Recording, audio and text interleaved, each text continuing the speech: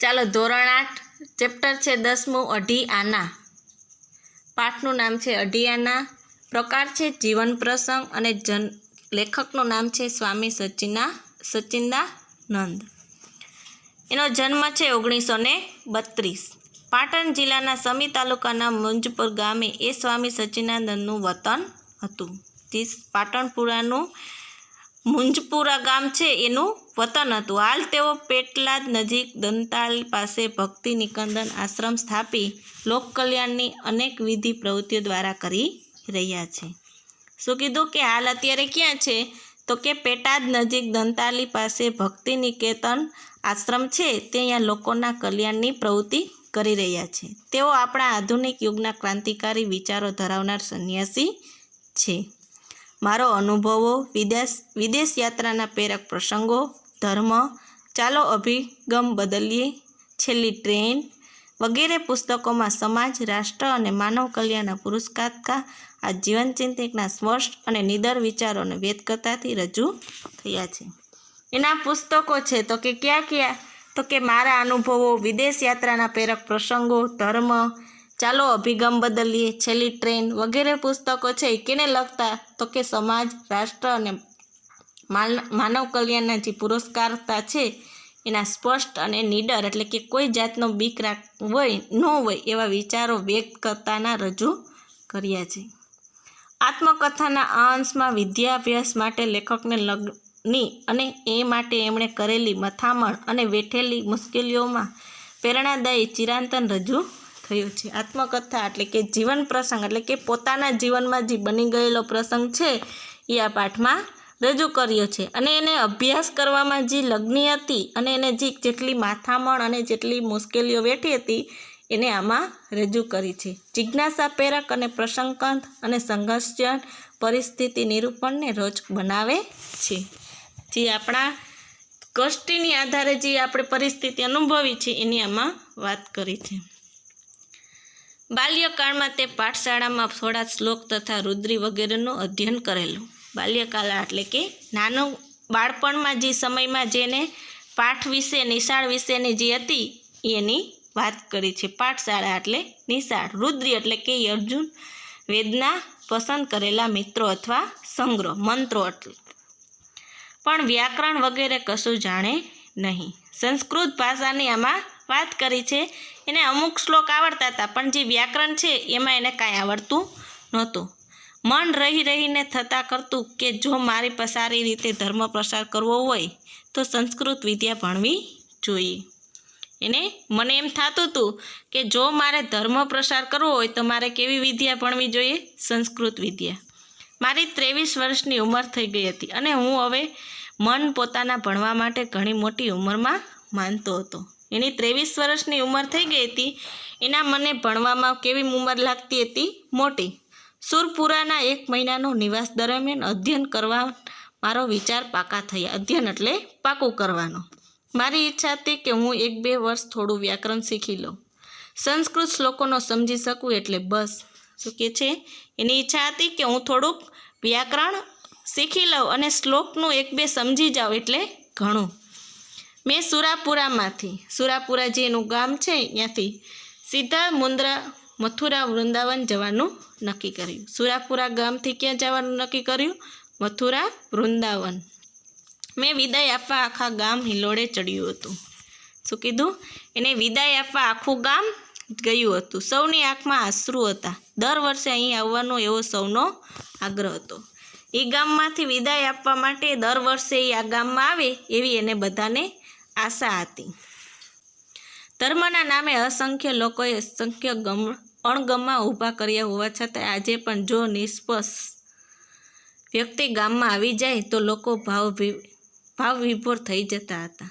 શું કહે છે કે ધર્મના નામે અસંખ્ય લોકો અણગમા ઊભા કર્યા હોવા છતાંય કોઈ એવો વ્યક્તિ આવી જાય તો એની પ્રત્યે ભાવ વધી જાય છે. અનિયંત્રિત સાધુઓ તથા ભિક્ષુકો, તાંત્રિકો, જ્યોતિષો વગેરે પ્રજાના અનિશ્ચિત અને ગ્લનિંગ ઉપજે તેવું વાતાવરણ બનાવતા છોડતા ફરતા હોય છે. શું કે છે? અનિયંત્રણ કે કોઈ આપને આમંત્રણ ન આપ્યું હોય કોઈને આપણે અને એ લોકો એવા આપને આવે અને આપણો ફાયદો કે લાભ કરી શકે એવી આની વાત કરી છે.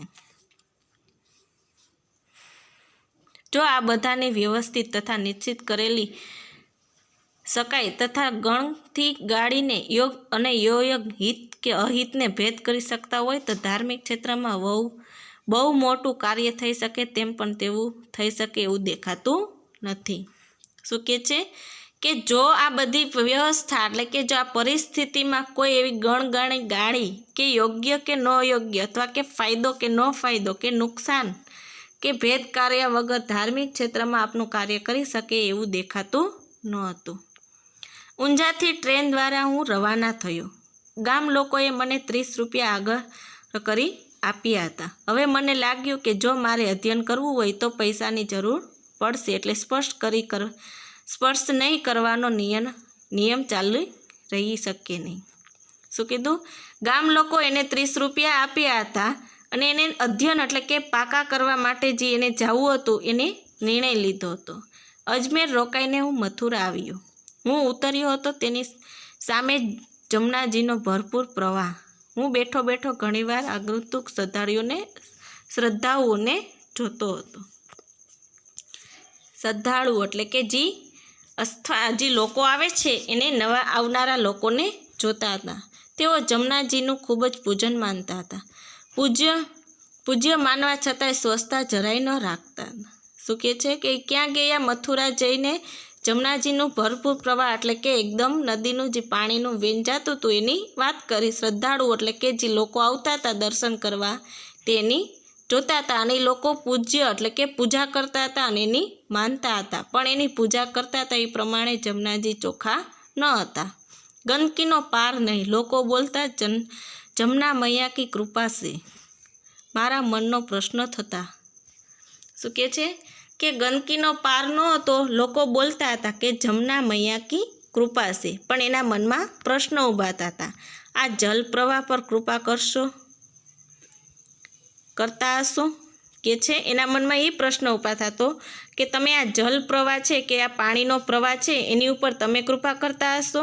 પ્રકૃતિ પૂજનમાં અટકાયેલા માણસોને નથી તો એક બંધિષ્ઠા થતી કે નથી પ્રાકૃતિક સૌંદર્યની પ્રીતિ થતી. બસ ઘર અચાનક માર ડૂબકી, ઘર ઘંગોટ અને ધક્કા મૂકીને નીકળી બહાર. ચારે તરફ ગંદકી જઈને ધાર્મિકતા કરી દીધેલું કલ્યાણ. શું કીધું કે એક બંધિષ્ઠા એટલે કે પરમેશ્વર એક જ છે એવું સમજી તેમાં નિષ્ઠા રાખવી એવું કોઈ વિચારતા નથી. પ્રીતિ એટલે કે ખાતરી, કલ્યાણ એટલે કે મંગળ. કોઈ ખાતરી કે કલ્યાણ કે કોઈ મંગળ નથી હોતા. બસ એકબીજાની પ્રાકૃતિક સૌંદર્યને નથી જોતા. બસ અચાનક એકબીજા સાથે ઘંઘાટવું, ધક્કામુક્કી કરવી અને ચારેય બાજુ ગંદકી જ જોવા લાગતી. થોડા દિવસ મથુરા રહી હું વૃંદાવન પહોંચ્યો. નાની ગાડીમાંથી જ મને એક મોટો આશ્રમ દેખાયો. શું કીધું? થોડાક દિવસ ક્યાં રહ્યા? મથુરામાં રહી વૃંદાવન પહોંચ્યા અને એ ગાડીમાં બેઠા હતા ત્યાં એને એક આશ્રમ દેખાયો.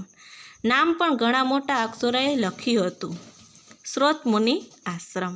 મેં નક્કી કર્યું કે એ સ્ટેશને ગાડી ઊભી રહેશે પછી આશ્રમમાં રહેવા ભણવા માટે જઈશ. શું કીધું? એને ગાડીમાંથી જ આશ્રમ દેખાયું હતું. એને નક્કી કર્યું કે જો આશ્રમમાં મને મળી જશે તો રહેવા અને ભણવા માટેમાં હું ત્યાં જ રહી. નિર્ણય પ્રમાણે રેલવે સ્ટેશને આવ્યો તથા મારી વાત જણાવી કે મારે સંસ્કૃત ભણવું છે. મને રહેવાની તથા ભણવાની સગવડ મળી શકશે? નિર્ણય પ્રમાણે એટલે કે એને નક્કી કર્યું હતું એ પ્રમાણે ક્યાં આવ્યા? રેલવે સ્ટેશને આવી અને એને વાત બધાને કીધું કે મારે સંસ્કૃત ભણવું છે, મને અહીંયા રહેવા માટે અને ભણવાની સગવડ મળી શકશે? આશ્રમમાં વ્યવસ્થા સ્વામીએ કહ્યું કે હમારે પંડિતજી આપકો પઢને દેંગે લેકિન રહેને કે જગહ નહીં દેંગે. આશ્રમના જે સ્વામી હતા એને કીધું કે અમારા જે સ્વામી છે એ આપને ભણવા દેશે પણ રહેવા નહીં દે. મેં પૂછ્યું કે તો બીજી કોઈ જગ્યા હોય તો બતાવો.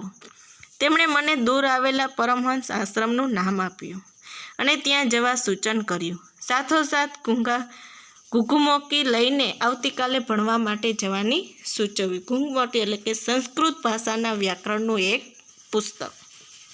શું કીધું? પરમ આશ્રમ હતું, પરમહંસ, ત્યાં જવાનું સૂચવ્યું અને સાથોસાથ સંસ્કૃત ભાષાનું પુસ્તક લઈ આવતીકાલે ભણવાનું પણ કહી દીધું. વિશાળ આશ્રમમાં બંધ પડેલા 50 રૂમો જોતા જોતા હું બહાર નીકળ્યો અને પરમહંસ આશ્રમ જતાં પહેલાં મેં સંસ્કૃત પુસ્તક ખરીદી લેવા બજારમાં ગયો. લુગો મૂકી એટલે કે જે પુસ્તક લેવાનું હતું એ લેવા માટે ક્યાં ગયા? બજારમાં ગયા. ગીતા પ્રેસ ગોરખપુરની દુકાને સસ્તા તથા સારા પુસ્તકો મળતા હતા. મેં લઘુકુ મૂકી જોઈ તેનું મૂલ્ય 10.5 આના એટલે કે લગભગ 65 પૈસા હતું. મારી પાસે માત્ર 8 જ આના બચ્યા હતા. બાકીના 2.5 આના 15 પૈસા 2.5 આના એટલે કે 15 પૈસા લાવવા ક્યાંથી? હું નિરાશ થઈ ગયો. નિરાશ એટલે દુઃખી થઈ ગયો. કેટલા રૂપિયામાં પુસ્તક આવતું હતું? 65 રૂપિયામાં. પણ એની પાસે 8 આના બચ્યા હતા એટલે કે 2.5 આના એટલે કે એને 15 રૂપિયા ઘટતા હતા. તો એ નિરાશ એટલે કે દુઃખી થઈ ગયા. પુસ્તક મારે લાવવું ક્યાંથી? પુસ્તક પાછું આપવું? સંસ્કૃત ભણવાની તીવ્ર તાલાવેલી હતી. હવે શું કરવું? એને પુસ્તક પાછું આપી દેવું કે સંસ્કૃત ભાષા ભણવાની એકદમ ઈચ્છા હતી, એનું શું કરવું? લગભગ 1.5 માઇલ દૂર પરમહંસ આશ્રમે પહોંચ્યો. પરમહંસ આશ્રમ એટલે જેણે કોઈ આશ્રમમાં સ્થાન ન મળે તેને માત્ર ઉતરવાની જગ્યા. આ આશ્રમ કેવું હતું? કોઈ વ્યક્તિને કે જગ્યા ન મળે તો આશ્રમે જવા માટેની જગ્યા. પાણી પીવાનું કૂવા સિવાય બીજે કોઈ સગવડ નહીં. અન્ન ક્ષેત્રમાં ભોજન કરો અથવા ભૂગ્યા રહો. અન્ન ક્ષેત્રમાં તમે જે ભોજન લઈ આવ્યા હોય જમવા માટે એ તમારે લઈ જવાનું, બાકી તમે અહીંયા ભૂખ્યા રહો. અહીં પોતાનું પાથરાણું પાથરથી પથારીએ સૂવો અને કૂવાનું પાણી પીવો. માત્ર એક જ લંગોટી લગાવીને જ રહેતા સ્વામી બીરગિરીજી તેનું સંચાલન કરતા હતા. આશ્રમમાં કેવું હતું? કૂવાનું પાણી પીવા માટે મળતું, સૂવા માટેની જે પથારી છે એ આપણી પણ હોવી જોઈએ. અને અહીંયા સંચાલક તરીકે કોણ હતા? બીરગિરીજી બાપુ હતા. અહીંયા રહેતા હતા. માણસ બહુ જ સારા, ભલા અને સમજુ. મને થોડું પૂછપરછ કરી પછી એક ખુલ્લી રવેશીમાં આસન લગાવવા કહ્યું. શું કીધું? એ કેવા હતા? તો કે સારા અને ભલા અને સમજુ હતા. એને થોડુંક પૂછપરછ કરી અને પછી રવેશી એટલે કે જે બહારની જગ્યા હોય ત્યાં એને આસન એટલે કે બેસવા માટેની જે જગ્યા હોય ત્યાં એને આસન પાથરી અને ત્યાં લેવાનું કહ્યું. અહીં રસોડું ન હતું એટલે જમવાનો તો પ્રશ્ન જ ન હતો. હું મારું જ પાથરણું પાથરી બેઠો ને ચિંતામાં પડી ગયો. શું કીધું? ત્યાં રસોડાની કોઈ સુવિધા ન હતી એટલે કે જમવાની કાંઈ ઉપાધિ ન હતી, પણ એનું પથાણું એટલે કે એની પથારી હતી એ પાથરી અને અહીંયા બેઠા અને ચિંતામાં પડી ગયા. શેની? તો કે એને 15 રૂપિયા ઘટતા હતા. આવતીકાલથી ભણવાનું શરૂ કરવું છે, પણ લઘુ મૂકી વિના કેમ ભણાશે? એટલે કે સંસ્કૃત પુસ્તક વગર કેમ ભણાશે? 2.5 આના લાવવા ક્યાંથી? વાતાવરણ અજાણ્યું હતું. કોઈની પાસે કશી વાત કરી શકાય તેમ ન હતું. વાતાવરણ એટલે કે જે ગયા હતા વૃંદાવનમાં એ કેવું હતું? અજાણ્યું. કોઈને જાણતા નહોતા અને કોઈને વાત પણ કરી શકતા ન હતા. શું કરવું? કેટલો સમય ગમગીન રહ્યા પછી ચમકાર થયો. શું કીધું? કે શું કરવું? કેટલો સમય ગમગીન એટલે કે એકદમ શાંત થઈ ગયો અને એકદમ ચમકી ગયો પછી થોડોક ચમકાર થયો. વૃંદાવનમાં મુખ્ય મંદિર બિહારીજીના દર્શન કરવા જા અને કોઈ સજ્જન દેખાય તો 2.5 આના માંગ, કોઈ તને જરૂર આપી દેશે. અચાનક ચમકારો થતાં શું કીધું? કે વૃંદાવનમાં મુખ્ય મંદિર કેનું છે? બિહારીજીનું છે. એના દર્શન કરવા જા અને કોઈ સર્જક દેખાય તો એની પાસે તું 2.5 આના માગજે, કોક તને આપી દેશે. બીરગિરીજીને કહી હું નીકળી પાછો વૃંદાવન જવા. સામે આવતી પ્રત્યેક વ્યક્તિને હું આશા અને લાલચભરી દ્રષ્ટિએ જોતો. કદાચ આ માણસ મને 2.5 આના આપે, પણ માગવાની હિંમત ના ચાલીને કદાચ ના પાડે છે તો, કદાચ અપમાન કરશે તો. શું કીધું? બીરગિરીજી બાપુ હતા એ એટલું એને કહી અને નીકળી ગયા. અને આ ક્યાં ગયા? વૃંદાવન જવા ચાલુ નીકળ્યા. સામે આવતી પ્રત્યેક એટલે કે એની સામે અચાનક એક વ્યક્તિ આવી. એને આશા અને લાલચભેરી એટલે કે થોડીક એની પાસે માગવાની ઈચ્છા થઈ. દ્રષ્ટિ જોતા એટલે કે જોતા હતા. પણ એને અચાનક વિચાર આવ્યો કે જો હું આની પાસે 2.5 આના માગીશ અને હિંમત એને પાસે નહોતી, કદાચ માગીશ ને ના પાડશે તો, કદાચ અથવા અપમાન એટલે કે એનું અપમાન કરશે તો, એવા એને પ્રશ્ન ઉઠતા હતા.